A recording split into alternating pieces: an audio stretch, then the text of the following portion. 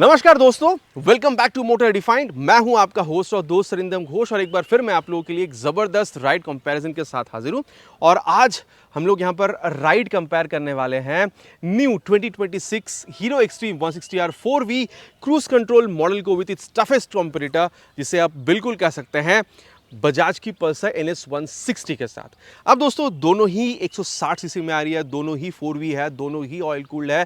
Price में भी बहुत ज़्यादा डिफरेंस यहाँ पर है नहीं, कुछ चीज़ तो यहाँ पर बहुत सिमिलर है अगर आप लोग इसकी पावर फिगर्स भी देख रहे हैं तो, लेकिन कुछ चीज़ें यहाँ पर डिफरेंट भी है। और इतनी सारी चीज़ें यहाँ पर सिमिलर हो चुकी है, लेकिन फिर बात वही आता है, एक यहाँ पर हीरो ऑफर कर रही है, एक यहाँ पर बजाज ऑफर कर रही है, खरीदना फिर कौन सा सही होगा। और यही जो चीज़ है डाउट, इसको आज यहाँ पर क्लियर करने की कोशिश करेंगे। बताऊंगा मैं आप लोगों को दोनों ही बाइक में फीचर, स्पेसिफिकेशन, प्राइस, माइलेज सबको मिला जुला कर कितनी डिफरेंट है, कितनी यहाँ पर सिमिलर है। बाकी राइड कंपैरिजन तो करेंगे ही, ताकि वीडियो के एंड तक आप लोगों को क्लियर आइडिया मिल जाए कि खरीदना अगर है 160 सीसी में स्पोर्टी बाइक तो आप लोगों के लिए एक्सट्रीम सही होगा खरीदना, या फिर यहाँ पर NS की 160। और दोस्तों आगे बढ़ने से पहले very special thanks to GP auto centre, Premia Krishnanagar and SS Bajaj Krishnanagar for providing मेरी बाइक्स, ताकि मैं आप लोगों तक यहाँ पर ये कंपैरिजन पहुंचा सकूं। वेस्ट बंगाल के कृष्णनगर या आसपास के में अगर आप रहते हैं, कोई भी आप यहाँ पर हीरो या हार्ली या फिर आप यहाँ पर बजाज या फिर आप KTM की प्रोडक्ट खरीदना चाहते हैं, शोरूम को आप डेफिनेटली कांटेक्ट कर सकते हैं। डिटेल्स ऑलरेडी आप लोगों ने अपने स्क्रीन पर देख ली है।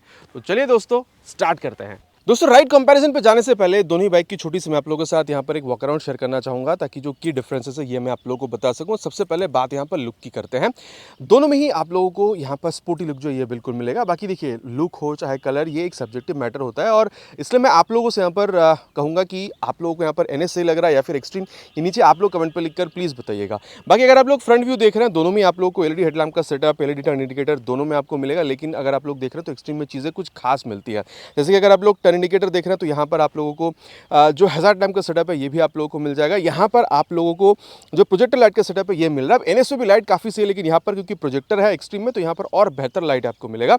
साथ ही यहाँ पर ये ऑटोमेटिक भी है, बाहर अंधेरा है तो खुद जल जाती है, बाहर रोशनी है तो खुद अपने आप बंद भी हो जाती है। इसके अलावा मैं आप लोगों को यहाँ पर जो एक चीज़ और कहना चाहूँगा वो है अबाउट प्राइस। अगर आप लोग यहाँ पर NS के मुकाबले एक्सट्रीम पर देख रहे हैं तो वहाँ पर आप लोगों को 2 से 4 हज़ार रुपये ज़्यादा ही पे करना होता है। अब एग्जैक्ट प्राइस NS की क्या है, यहाँ पर एक्सट्रीम की क्या, इस बारे में बात करेंगे, लेकिन उससे पहले देख लेते हैं कि यहाँ पर चीज़ें और कंपनी आपको ऑफर क्या क्या करती है। जैसे कि अगर आप सस्पेंशन देख रहे हैं, दोनों में ही आप लोगों को USD सस्पेंशन जो ये मिल जाएगा, काफ़ी तगड़ा वाला फाइबर का मडगार्ड 100/80 सेक्शन का tyre with 17 inches of alloy wheel. Again दोनों में सेम है। डुअल चैनल ABS दोनों में आप लोगों को उससे मिलेगा। लेकिन अगर आप लोग ब्रेकिंग देखते हैं तो एक्सट्रीम में आप लोगों को 276 mm का जो पेटल डिजाइन वाला डिस्क है ये आपको मिलेगा नॉर्मल कैलिपर के साथ। लेकिन NS पे आने पर यहाँ पर ये हल्की सी बड़ी है, 300 mm का मिलेगा, लेकिन यहाँ पर पेटल डिजाइन नहीं है, लेकिन यहाँ पर आपको ग्रिमिका कैलिपर के साथ मिलेगा। तो फ्रंट में आप कह सकते हैं मेन आपको यहाँ पर जो डिफरेंस दिख रहा है वो यहाँ पर ब्रेक में दिख रहा है। अब ये ऑन पेपर मैं कह रहा हूँ, एग्जैक्ट कितनी यहाँ पर डिफरेंट है आगे चलते हुए बात करेंगे इसके बारे में। लेकिन हाँ, अब यहाँ पर जो इंजन इस बारे में बात करते हैं, सबसे पहले ये मैं आपको बता दूँ, NS में अभी तक कंपनी ने जो किकस्टार्टर हटाया नहीं है, लेकिन एक्सट्रीम में आपको वो चीज़ मिलता नहीं है। अब यहाँ पर अगर आप लोग आ रहे हैं तो मैं पहले आप लोगों को एक्सट्रीम से ही बता देता हूँ। यहाँ पर आप लोगों को 163 CC single cylinder SOHC 4 valve oil cool filleted engine आपको मिल जाएगा, 16.9 PS की पावर, और यहाँ पर आप लोगों को 14.6 न्यूटन मीटर तक का जो टॉर्क है ये भी आप लोगों को यहाँ पर बिल्कुल मिल जाता है। बाकी अगर मैं आप लोगों को बताऊं तो यहाँ पर इंजन कैपेसिटी ऑलमोस्ट सेम है। यहाँ पर आप लोगों को 160 CC single cylinder SOHC 4 valve oil cool filleted engine आपको मिलेगा। पावर भी ऑलमोस्ट सेम है, वहाँ पर 16.9 था, यहाँ पर 17 है। बाकी टॉर्क तो दोनों में सेम है, 14.6 न्यूटन मीटर तक का। बाकी अगर आप लोग देख रहे हैं इंजन कॉल दोनों में मिलेगा, और क्वालिटी आप लोगों को फाइबर की दोनों में अच्छी खासी मिल जाती है। बाकी बात अगर यहाँ पर इंजन की कर रहे हैं तो चलिए दोनों ही बाइक की जो एग्जॉस्ट साउंड है वो भी मैं आपको सुना दूँ। स्टार्ट यहाँ पर करते हैं विद एक्सट्रीम 160R 4V।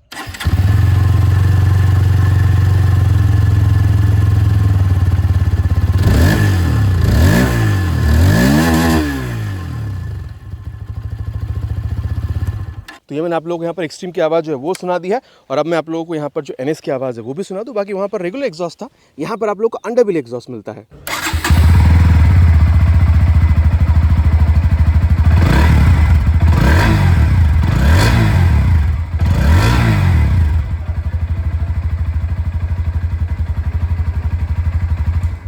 दोनों ही बाइक की साउंड जो आप लोगों ने सुन लिया, आपको कौन सी ज़्यादा बेहतर लगी है नीचे प्लीज़ कमेंट पर लिखकर बताइएगा। बाकी अगर आप लोग रियर में टेल लैम्प देख रहे हैं तो दोनों में कुछ इस तरीके से आपको मिल जाएगा। बाकी वहाँ पर आप लोगों को पैनिक ब्रेक अलर्ट सिस्टम जो है वो भी मिल जाता है। बाकी टेल टाइड अगर आप लोग देख रहे हैं तो NS में आप लोग यहाँ पर थोड़ी ज़्यादा स्टाइलिश मिलेगी। बाकी आप देख सकते हैं यहाँ पर जो टायर हगर है ये आप लोग को यहाँ पर NS में मिलेगा। वहाँ पर आप लोग को बड़ा सा जो मडगार्ड है वो मिल रहा है। बाकी 130/70 सेक्शन तक का tyre with 17 inches of available दोनों में मिलेगा। लेकिन अगेन अगर आप लोग यहाँ पर एक्सट्रीम पे देखते हैं तो वो रेडियल है जो कि NS में आप लोगों को मिल नहीं रहा है।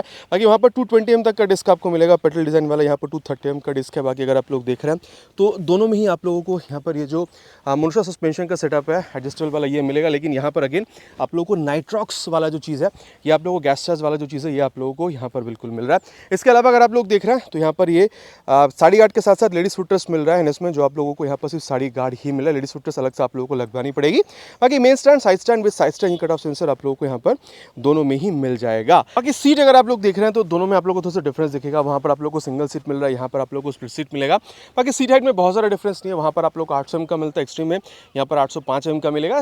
5-6 तक की हाइट इनफ रहेगी दोनों बाइक को अगर आप लोग मैनेज करना चाहते हैं। बाकी अगर आप लोग टैंक देख रहे हैं दोनों में आप लोग यहाँ पर 12 लीटर तक का मिलेगा और अप टू 45 kmpl माइलेज है वो भी आप लोग दोनों में एक्सपेक्ट कर सकते हैं। ग्राउंड क्लियरेंस वहाँ पर अप टू 165 mm, यहाँ पर आप लोग को 170 mm तक का मिल जाएगा। और वेट में जहाँ तक देख रहे हैं तो फर्क आपको मिलेगा। एक्सट्रीम में 147.5 और यहाँ पर आप लोग को 152 किलोग्राम तक का मिलेगा अगर मैं NS 160 की यहाँ पर बात करूँ। बाकी अगर आप लोग यहाँ पर हैंडल बार देख रहे हैं तो pure clip on handle bar जो ये आपको मिलेगा। वहाँ पर आप लोग को स्ट्रेट हैंडल बार जो है ये आप लोगों को मिल रहा है और बैठने के तरीके में हल्का सा डिफरेंस आपको मिलेगा। इस बारे में आगे चलते हुए बात हम लोग यहाँ पर बिल्कुल करेंगे।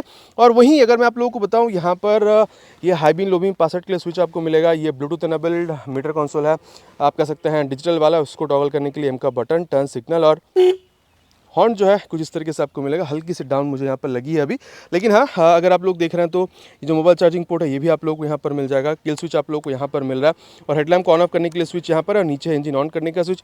एग्जॉस्ट मैंने आप लोग को ऑलरेडी यहाँ पर सुना ही है। बाकी यहाँ पर अगर मैं आप लोग को ऑफ करके ऑन करके बताऊँ तो कुछ इस तरीके से आप लोग को यहाँ पर बिल्कुल मिलेगा। ऑलरेडी मैंने कहा है ब्लूटूथ एनेबल्ड है, तो अगर आप लोग यहाँ पर बजाज की राइड कनेक्ट आपको मोबाइल में डाउनलोड इंस्टॉल करके थ्रू ब्लूटूथ जोड़ते हैं तो terminator navigation, call, SMS alert सब कुछ आप इस्तेमाल कर सकते हैं। बाकी यहाँ पर 3 मोड जो है आप लोगों को ये भी मिल जाएगा। इस बटन को डबल टैप करने पर यहाँ पर आप लोगों को रोड से rain and then off road 3 mode भी आप लोगों को यहाँ पर ABS के हिसाब से मिल जाती है। आप ये समझ के रखिएगा ABS का मोड है, ये आप लोग को राइड मोड नहीं मिल रहा है। इसके अलावा आप लोग को स्पीडो, टैको, गियर पोजिशन सेंसर, ये सारी चीज़ें, एवरेज फ्यूल इकोनॉमी वगैरह तो आप लोगों को यहाँ पर दिखती ही है। और वहीं अगर आप लोग मिरर देख रहे हैं दोनों में कितनी अच्छी, इस बारे में आगे हम लोग चलते हुए बात करेंगे। अब यहाँ पर हैंडल बार स्ट्रेट है और फील के बारे में आगे चलते हुए बात डेफिनेटली करेंगे, अगेन मैं कहूँगा। बाकी यहाँ पर भी अगर मैं आपको बताऊँ तो हाई बीम लो बीम पास के लिए स्विच है, ब्लूटूथ प्लस यहाँ पर ये भी डिजिटल है, टॉगल करने के लिए 2 बटन है। बाकी यहाँ पर राइड मोड मिलता है, जैसे कि ये रोड, देन अगर मैं आप लोगों को बताऊँ ये देखिए मोड स्पोर्ट और रेन, यहाँ पर भी आप लोगों को 3 मोड मिल जाता है चेंज करने के लिए बटन है। इसके अलावा टर्न सिग्नल और हाँ दोनों में सेम आप कह सकते हैं। यहाँ पर हज़ार्ड लैंप मिलेगा, किल स्विच, स्टार्ट स्विच यहाँ पर है और यहाँ पर आप लोगों को 2 चीज़ एक्स्ट्रा मिलेगा, ride by wire for better throttle experience. और यहाँ पर आप लोगों को जो क्रूज कंट्रोल चीज़ है ये भी आप लोगों को बिल्कुल समझ में आ रहा है। बाकी मोबाइल चार्जिंग पोर्ट यहाँ पर भी है और दोनों में ही आप लोगों को नॉर्मल मिलेगा, सी टाइप वाला नहीं है। बाकी यहाँ पर अगर आप लोग देखते हैं तो ये आप लोगों को थोड़ा सा कलरफुल चीज़ जो ये आप लोगों को यहाँ पर बिल्कुल मिलेगा। बाकी स्पीडो, टैको, गियर पोजिशन सेंसर यहाँ पर भी 3 मोड, राइड मोड है ये मैंने कहा, और जो आप लोगों को वहाँ पर ABS का मोड मिल रहा था। इसके अलावा ये जो रियल टाइम माइलेज इंडिकेटर है, ठीक है, एवरेज फ्यूल इकोनॉमी वगैरह है, ये चीज़ आप लोगों को यहाँ पर भी मिल जाता है। तो दोनों में ही आप लोगों को चीज़ें क्या मिल रही है इस बारे में मैंने आपको बता दिया। प्राइस में आप लोगों को बता दूं, अगर आप लोग वेस्ट बंगाल कृष्णनगर के हिसाब से देख रहे हैं NS 160 आप लोगों को 1,62,000 से 63,000 की पड़ सकती है। मैं यहाँ पर विदाउट एक्सेसरीज की बात कर रहा हूँ। और वहीं अगर आप लोग यहाँ पर एक्सट्रीम देख रहे हैं तो 1,66,270 रुपीज़ के आसपास आप लोगों को पड़ेगी। वही 2 से 4,000 रुपये तक का ही आप लोगों को यहाँ पर गैप समझ में आएगा। किसी इंडियन स्टेट में शायद दोनों आप लोगों को सेम प्राइस पॉइंट पर भी मिल जाए। बाकी बहुत ज़्यादा बात कर चुके हैं कि दोनों में चीज़ें आप लोगों को मिल क्या रहा है। चलिए अब राइड पर चलते हैं और फिर समझने की कोशिश करेंगे कि दोनों में राइड एक्सपीरियंस कितना डिफरेंस हो सकता है। और दोस्तों अब यहाँ पर राइड कंपैरिजन की शुरुआत करेंगे with this new extreme 160R 4V। बाकी बहुत ज़्यादा मैंने आप लोगों को इसके बारे में पहले भी कई सारी राइड में बताई है, लेकिन फिर भी आज क्योंकि नई कंपैरिजन कर रहे हैं विद NS 160 तो चीज़ें बताना बिल्कुल ज़रूरी है, जो कि पहले भी आप लोगों को मैंने बताई भी दूसरे वीडियो में। देखिए जब आप बैठ रहे हैं यहाँ पर इस सीट पर तो 8 तक की सीट हाइट है और मैं कहूँगा सीट इज़ क्वाइट कंफर्टेबल, हल्की सी दबती हुई भी आप लोगों को यहाँ पर समझ में आती है। बाकी हल्की सी रेयर फिटेड फुट पे गया, हैंडल बार काफ़ी चौड़ी है और हल्का सा मतलब ऑलमोस्ट ना के बराबर आप सामने की तरफ यहाँ पर झुक रहे हैं। बाकी मैंने उसको ऑलरेडी यहाँ पर स्पोर्ट मोड में डाल रखी है और अगर आप देख रहे हैं तो यहाँ पर पिलियन के लिए भी आप कह सकते हैं कि यहाँ पर इनफ स्पेस जो है ये आप लोगों को बिल्कुल मिल रहा है, क्योंकि सिंगल सीट है तो आप कह सकते हैं कि थोड़ा सा ज़्यादा कंफर्टेबल फील होगा अगर आप लोग पिलियन के साथ बैठ रहे हैं, स्पेशली अगर लेडीज़ है जो एक तरफ अगर पैर करके बैठना चाहती हैं तो। और चलिए अब यहाँ पर शुरुआत करते हैं। वैसे स्पेस चाहे आप बैठ रहे हो या फिर पिलियन, दोनों के लिए काफ़ी सही है। और ये स्पोर्ट मोड में ही शुरुआत करते हैं। Second gear, third gear. देखिए ये तो कहने लायक बात है कि अब क्योंकि यहाँ पर ये मतलब आप लोगों को जो राइड बाय वायर मिल रहा है, इस वजह से डेफिनेटली आप लोगों को एक बेहतर जो थ्रॉटल रिस्पॉन्स है पहले के मुकाबले यहाँ पर आप लोगों को बिल्कुल मिल रहा है। और इनिशियली चाहे आप बैठ रहे हो या फिर आप पिलियन के साथ ही यहाँ पर क्यों ना हो, आप लोगों को यहाँ पर इस बाइक को खींचने में कोई प्रॉब्लम मेरे हिसाब से तो महसूस नहीं होनी चाहिए। बाकी यहाँ स्लीपर क्लच होता तो और बेहतर ये हो सकता था, जैसे कि आप लोगों को N160 या फिर आप लोगों को अपाचे में भी मिल जाता है, ठीक है। बट हाँ, अभी भी यहाँ पर आपको अभी अच्छा खासा रिस्पॉन्स मिल रहा है। अब क्योंकि बात यहाँ पर स्लीपर क्लच की हो रही थी, मैं बता दूं आप लोगों को क्लच जो है is on the mid side, soft नहीं है लेकिन हार्ड भी मैं नहीं कहूंगा। और वही अगर आप लोग गियर शिफ्टिंग देख रहे हैं, आप चाहे आप शिफ्ट कर रहे हो या फिर आप यहाँ पर डाउन शिफ्टिंग कर रहे हो, हल्के से एफर्ट के साथ दोनों ही करना पॉसिबल है, लेकिन हल्का से एफर्ट आप लोग को देना होता है। बाकी अब बात क्योंकि यहाँ पर ये क्लच और गियर इन सारी चीज़ों के बारे में कर रहे हैं, तो चलिए अब यहाँ पर इसकी जो एक्सीलरेशन टेस्ट है इसको कंप्लीट करते हैं, फिर यहाँ पर इसकी जो परफॉर्मेंस है उसके बारे में हम लोग आगे बात करते हैं। We'll start with 3 horns already on sport mode.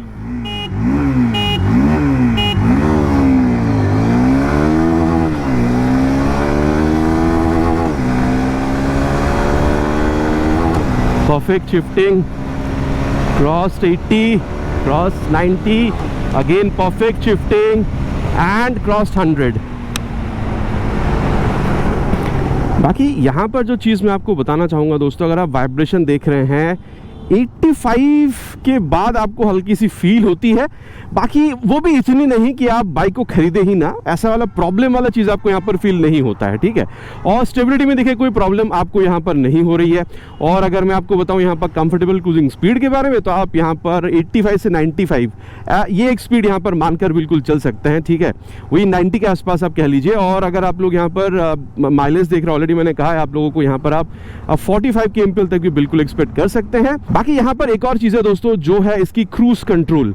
अब अगर आप थर्ड गियर से ऊपर हैं, अगर आप थर्ड गियर पर 30-35 किलोमीटर ऊपर की अगर आपकी स्पीड है, तो इस बटन को प्रेस कीजिए, यहाँ पर देखिए दिखा रही है क्रूज कंट्रोल, और इस बटन को ऊपर की तरफ टैप कीजिए या फिर नीचे की तरफ, जैसे आप टैप कर, देखिए मैंने नीचे की तरफ टैप करी है तो यहाँ पर 38 किलोमीटर आ गई है। अभी 36 है तो 38 किलोमीटर अपने आप ही हो जाएगी। थोड़ा सा ऊपर नीचे होने में समय लेती है ज़्यादा। अगर स्पीड कम है, स्लो पे सेट कर रहे हैं तो स्लो होने में टाइम लेगी, स्लो है आप ज़्यादा स्पीड पर सेट करें तो वो स्पीड सेटर में थोड़ा सा टाइम लेती है। बाकी अप या फिर डाउन अगर आपको स्पीड करना है तो ये जो बटन है इसको अप स्पीड बढ़ेगी, डाउन करिए तो स्पीड घट जाएगी। ये आप कह सकते हैं क्रूज कंट्रोल यहाँ पर आपको मिल रहा है। अगर मैं ये देखिए इस तरीके से कर रहा हूँ 38 से मैंने अभी इसको 42 पे ला दिया, पर टैप पे 102 किलोमीटर आप लोगों को इंक्रीज होती हुई स्पीड नजर आएगी। ये देखिए 42 पे अभी सेट हो गई है और मैं हाथ छोड़कर चला रहा हूँ, बाकी एक हाथ है यहाँ पर। तो ये हाईवे राइड को ना और ज़्यादा फटीग फ्री बना देती है, ठीक है। मतलब आपको बहुत ज़्यादा यहाँ पर थ्रॉटल को भी यहाँ पर आप कह सकते हैं कंट्रोल करने की जरूरत नहीं, तो और ज़्यादा आप कह सकते हैं कि आपके यहाँ पर जो कंफर्ट है वो यहाँ पर बिल्कुल फील कराती है। इसके अलावा यहाँ पर ये जो राइड बाय वायर, इसकी वजह से तो आप लोगों को अच्छा एक्सेलरेशन यहाँ पर मिल ही रहा था। बाकी अगर आप लोगों को डिसएंगेज करना है तो थ्रॉटल पकड़ लीजिए, क्लच पकड़ लीजिए, फिर ब्रेक पकड़ लीजिए, ये डिसएंगेज हो जाती है। और दोस्तों अब यहाँ पर एक्सट्रीम के बाद बारी है यहाँ पर पल्सर NS 160 की। बाकी सीट यहाँ पर मोटा मोटा 4-5 mm ज़्यादा ऊंची है, और लेकिन हाँ वो जब आप ज़्यादा ऊंची सीट पर बैठ रहे हैं वो बैठते से आप लोगों को समझ में आ नहीं रहा है। लेकिन बात जो आपको समझ में आएगा क्लियरली वो ये है कि जब आप बैठ रहे हैं तो सॉफ्टनेस जो है एक्सट्रीम में आप लोगों को वहाँ पर ज़्यादा मिल रहा था, ये आप लोगों को बिल्कुल समझ में आएगा। बाकी यहाँ पर स्प्लिट सीट है, ठीक है, स्पेस में कमी यहाँ पर भी नहीं है। और हाँ, यहाँ पर आपको क्लिप ऑन मिल रहा है और आप लोगों को यहाँ पर हल्का से ज़्यादा झुकना हो रहा है व्हेन कंपेयर टू एक्सट्रीम। यहाँ पर भी बहुत ज़्यादा नहीं झुक रहे, लेकिन एक्सट्रीम की तुलना में यहाँ पर आप थोड़ा सा ज़्यादा झुक रहे हैं। और स्पेस में कमी नहीं है, ऑलरेडी मैंने अभी आपसे कहा, चाहे आप बैठ रहे हो या फिर पिलियन। चलिए अब स्टार्ट करते हैं। और वैसे यहाँ पर कोई मोड तो है नहीं। बाकी एक बात है, यहाँ पर आप लोगों को बैकलाइट स्विचेस जो है ये आप लोगों को यहाँ पर बिल्कुल मिल रहा है, ठीक है। तो इसको हम लोग अभी यहाँ पर स्टार्ट करते हैं। ये फर्स्ट गियर और सेकेंड गियर, थर्ड। देखिए पावर टॉर्क की कमी तो भाई यहाँ पर भी आपको नहीं होने वाला। बाकी अभी तो चलिए मैं यहाँ पर अभी सिंगल राइड कर रहा हूँ, लेकिन अगर मैं पिलियन के साथ भी राइड करूँ ना तो भी मुझे यहाँ पर इनिशियली खींचने में बाइक को यहाँ पर कोई प्रॉब्लम नहीं होने वाला है, ठीक है। हाँ, आप कह सकते हैं कि हल्की से शायद आपको बेटर एक्सेलरेशन इनिशियल में आप कह सकते हैं कि एक्सट्रीम में आप लोगों को शायद देखने में मिले। बाकी जब NS के एक्सेलरेशन टेस्ट करेंगे तो आप लोगों को समझ में आ ही जाएगा कि यहाँ पर इनिशियल एक्सेलरेशन में क्या दोनों में कितना फर्क हो रहा है। बाकी यहाँ अगर आप लोग देख रहे हैं तो यहाँ पर क्लच की अगर बात करी जाए तो मैं कहूँगा दोनों में ऑलमोस्ट सिमिलर है, वही मतलब बहुत ज़्यादा सॉफ्ट नहीं है लेकिन हार्ड भी नहीं है। लेकिन हाँ, अगर आप लोग यहाँ पर गियर शिफ्टिंग देख रहे हैं तो मैं कहूँगा यहाँ पर आप लोगों को थोड़ी सी और ज़्यादा स्मूथनेस फील हो सकती है। देखिए स्मूथ एक्सट्रीम में भी था, लेकिन यहाँ पर थोड़ी सी और ज़्यादा स्मूथ आपको फील हो सकती है। स्मूथनेस से मेरा ये यहाँ पर मानना है कि जब आप या फिर ग्राउंड शिफ्टिंग कर रहे हैं तो यहाँ पर एफर्ट जो है थोड़ा सा और आपको यहाँ पर कम देना हो रहा है। बाकी अब अगर बात यहाँ पर ये क्लच और गियर के बारे में कर रहे थे, तो अब थोड़ी देर पहले यहाँ पर एक्सेलरेशन के बारे में बात हो रही थी। चलिए अब जो एक्सेलरेशन टेस्ट उसको कंप्लीट करते हैं, फिर यहाँ पर इसकी जो परफॉर्मेंस है इसके बारे में आगे बात करते हैं। Will start the acceleration test with 3 horns.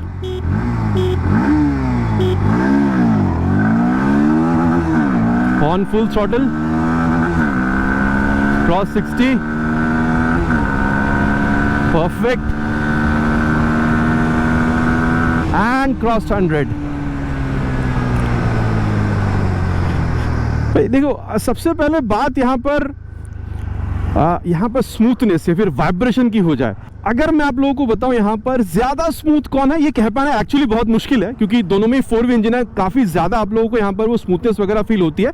लेकिन मैं कहीं ना कहीं कहूँगा कि यहाँ पर आप लोगों को NS में जो है इसके मुकाबले एक्सट्रीम में हल्की सी स्मूथनेस ज़्यादा फील हो सकती है। देखिए अगेन मैं कह रहा हूँ ये बहुत ही कंफ्यूजिंग वाला चीज़ है, क्योंकि अमूमन होता नहीं है। मैं डायरेक्टली आपको बता देता हूँ किसमें ज़्यादा स्मूथ है किसमें नहीं, लेकिन यहाँ पर ये थोड़ी ज़्यादा कंफ्यूजिंग हो सकती है। लेकिन फिर मैं कहूँगा एक्सट्रीम में शायद आपको स्मूथनेस हल्की सी बेहतर मिले, ऑलमोस्ट सिमिलर है, वहाँ पर स्मूथनेस हल्की सी बेहतर आपको फील हो सकती है। लेकिन ठीक है, लेकिन ऐसा बहुत ज़्यादा डिफरेंस नहीं होगा। और हाँ, अगर आप लोग यहाँ पर स्टेबिलिटी देख रहे हैं, मैं कहूँगा दोनों में आप लोगों को काफ़ी सिमिलर मिलेगा, कोई प्रॉब्लम स्टेबिलिटी में आपको नहीं होगा। माइलेज दोनों में 40-45 की ऑलरेडी मैंने आप लोगों से कही है। और वहीं अगर आप लोग हाईवे क्रूजिंग एक्सपीरियंस के लिए अगर आप लोग यहाँ पर कंफर्टेबल क्रूजिंग स्पीड देख रहा है, मैं वही कहूँगा 80 से 90 के बीच में।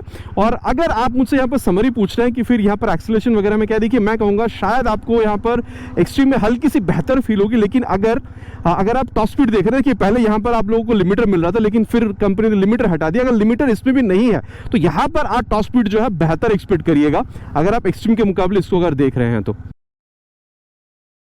और अब दोस्तों इस बाइक की जो ब्रेकिंग है इस बारे में बात करेंगे। मोटा इसको ले चलेंगे 60 के ऊपर, और फिर यहाँ पर इसकी जो फ्रंट ब्रेक है इसको एक बार प्रेस करेंगे और ये 68 पे ले जाके फ्रंट ब्रेक, पीछे देखकर ही ब्रेक किया था वैसे।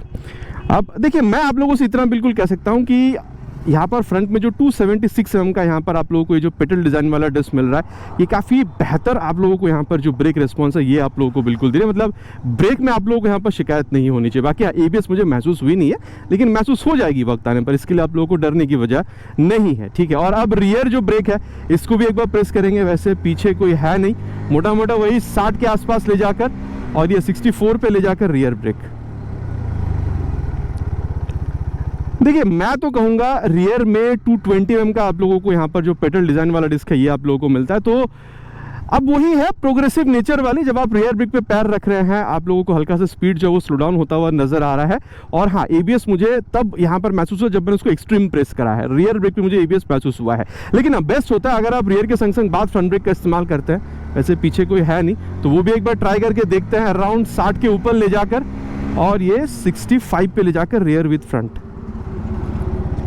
ये तो मानना पड़ेगा यार, मतलब अगर आप देख रहे हैं 60-70 या फिर अगर आप 80 तक भी अगर आप लोग ब्रेकिंग कर रहे हैं तो काफ़ी कॉन्फिडेंटली, देखिए उससे ऊपर भी ब्रेकिंग है सही है, लेकिन ये 60-70-80 एक ऐसा स्पीड है जो हम लोग जनरली इसको यूज़ करते हैं, तो इस स्पीड पर भी आप काफ़ी कॉन्फिडेंटली ब्रेकिंग कर पाते हैं। और इसकी मेन वजह है ये आप कह सकते हैं डुअल चैनल ABS, जो काफ़ी अच्छी तरीके से काम भी करेगी, मतलब ब्रेकिंग आप लोगों को यहाँ पर तगड़ी तरीके से नजर आ रही है, बहुत सही ब्रेकिंग आप लोगों को यहाँ पर मिलता है।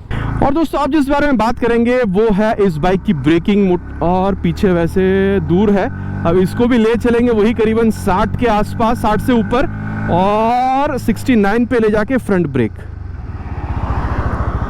देखिए वहाँ पे 276 mm का ब्रेक था, लेकिन वहाँ पर वेट कितना था 147.5। यहाँ पर भले ही 300 mm की है ब्रेकिंग, मतलब ब्रेक डिस्क की साइज बड़ी है यहाँ पर, लेकिन यहाँ पर भी अगर आप देख रहे हैं वेट आप लोगों को थोड़ा सा ज़्यादा मिल रहा है, 152 किलोग्राम का, वही करीबन 4-5 किलोग्राम ज़्यादा। लेकिन मैं कहूँगा देखिए ये वेट ज़्यादा, यहाँ पर डिस्क की साइज आप कह रहे हैं यहाँ पर ज़्यादा है, इस वजह से वहाँ पर वेट कम है, डिस्क की साइज छोटी है, मतलब इस वजह से बहुत ज़्यादा यहाँ पर ये कोई जो ब्रेकिंग में डिफरेंस आपको फील हो रहा है ऐसा नहीं है। लेकिन हाँ, जब आप बारी बारी चला रहे हैं तो कौन सी आपको बेटर ज़्यादा फील हो रही है दोनों ही सही है, लेकिन यहाँ पर आपको ब्रेकिंग फ्रंट ब्रेक हल्का सा बेहतर महसूस हो सकता है। बाकी अगेन कहूँगा अब बारी बारी से चलाएंगे तो समझ में आएगा, नहीं तो फिर आप यही कहेंगे कि भाई दोनों में ही काफ़ी बढ़िया है।